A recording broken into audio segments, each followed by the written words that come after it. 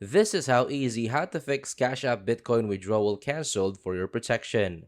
If you're trying making a lot of payments lately, try giving it some time, wait a few hours or even a full day before trying again. If you're trying to make a purchase, check the seller's location and reviews carefully. If things look suspicious, it might be safer to buy from someone else or use a different payment method. Make sure the payment details you're using, like your card or bank info, are accurate and actually belong to you. Also, double check the recipient's phone number or cash tag to avoid sending money to the wrong person. Sometimes Cash App may block a transaction if it suspects you are sending money to an unintended or untrusted account. Lastly, try using Cash App more regularly to establish a solid history. A consistent pattern of transactions can help prevent issues in the future. If none of the fixes work, you can try contacting Cash App support for help. They might be able to review your account or approve the transaction manually. Here's how to chat with Cash App support.